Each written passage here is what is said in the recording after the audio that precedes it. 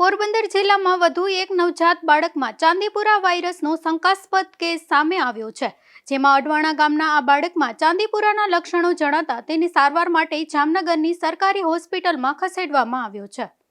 સમગ્ર રાજ્યમાં બાળકોમાં ચાંદીપુરા વાયરસના કેસોમાં સતત વધારો નોંધાઈ રહ્યો છે. વિવિધ જિલ્લાઓમાં શંકાસ્પદ અને પોઝિટિવ કેસ સામે આવી રહ્યા છે. ત્યારે પોરબંદર જિલ્લામાં પણ વધુ એક શંકાસ્પદ કેસ નોંધાતા આરોગ્ય તંત્ર સતર્ક બન્યું છે.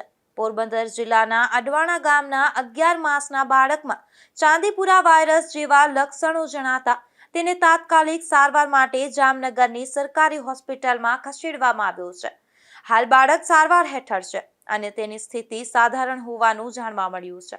આ ઘટનાને પગલે પોરબંદર જિલ્લા આરોગ્ય વિભાગ દ્વારા અડવાણા ગામમાં સર્વેલન્સ અને આરોગ્ય સર્વેની કામગીરી હાથ ધરવામાં આવી છે. સાથે જ બાળકના લોહીના સેમ્પલ ચાંદીપુરા વાયરસની તપાસ માટે ગાંધીનગરની લેબોરેટરીમાં મોકલવામાં આવ્યા છે.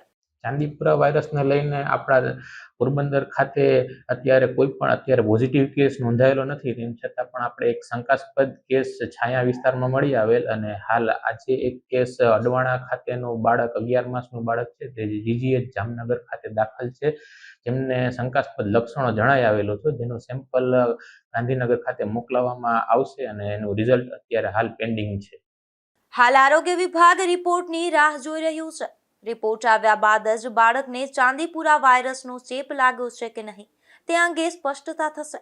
તંત્ર દ્વારા ગ્રામજનોને સાવચેતી રાખવા તેમજ બાળકોમાં તાવ, ઝાડા, ઉલટી અથવા અન્ય ગંભીર લક્ષણો જણાય તો તાત્કાલિક આરોગ્ય કેન્દ્રનો સંપર્ક કરવાની અપીલ કરવામાં આવી છે.